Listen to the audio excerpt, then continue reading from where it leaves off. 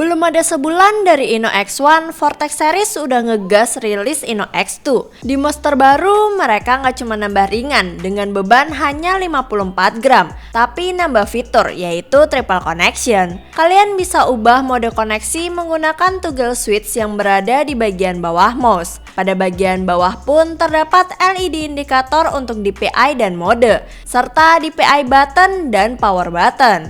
Posisi sensor tepat berada di tengah. Di bawahnya terdapat lubang guna menaruh dongle 2,4 GHz. Kalian pasti notice kalau sisi bawah X2 menjadi solid tanpa lubang, berbeda dengan X1. MOSFET juga dibuat lebih besar, alhasil terasa lebih smooth serta less scratch. Di sisi kiri terdapat tulisan Inno X2. Lalu pada bagian belakang diberikan logo Vortex Series. Jujur masalah ini aku lebih suka X1 yang clean gitu, selera sih. Ketika bicara grip tentu saja aku prefer X2. Gripnya universal, cocok untuk semua grip. Jika kalian lihat dari elo shape secara dimensi emang mirip, tapi punuk pada X2 lebih landai dibanding X1. Di bagian grip pun dibuat cekung ke dalam sehingga pas di jari jempol. Dilihat dari atas, shapes-nya lumayan mirip Viper Mini.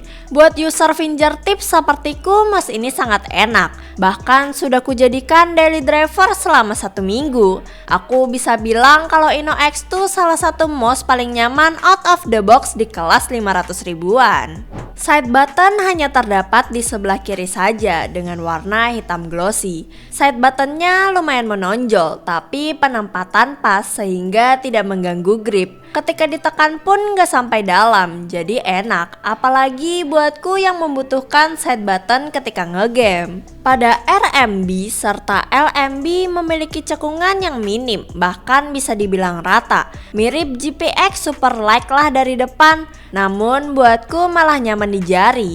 Untuk switch menggunakan KLGM 8.0, salah satu switch favoritku.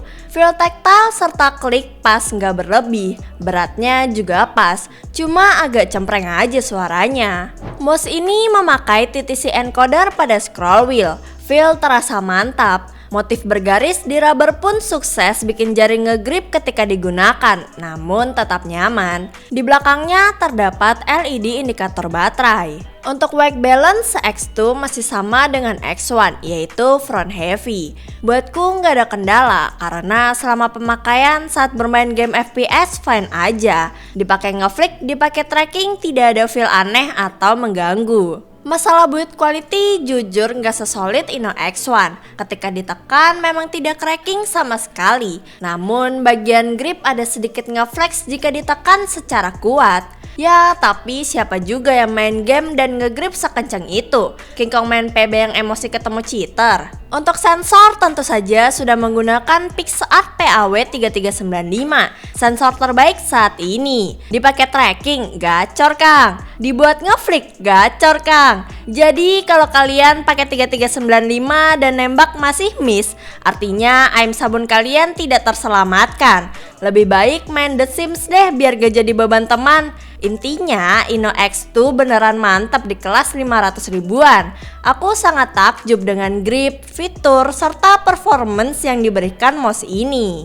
Sebagai pelengkap, pada paket pembelian kita diberikan paracord Type-C cable, MOSFET tambahan, dan grip tab. Aku suka sih sama grip tab bawaan X2 karena diberikan motif yang kece. Jadi selain fungsional, secara estetika pun cakep. Inno X2 juga dilengkapi opsi upgrade yaitu Glass Catch MOSFET dengan harga under 100k. Setelah aku ganti sketch, feel-nya tidak selicin PTFI bawaan, tapi less scratch. Jadi kalau kalian merasa fit bawaan terlalu licin, bisa ganti ke Glass Catch ini. Secara tampilan juga lebih ganteng sih. Overall, jika kalian mencari mouse 500 ribuan yang cocok untuk semua grip, memiliki tampilan minimalis dengan performa gahar abis, Inno X2 bisa dijadikan pilihan terbaik. Aku pun bakal jadiin daily driver menggantikan VGN F1 Pro Max ku. Kekurangan mungkin ada pada daya tahan baterai saja, karena aku biasa menggunakan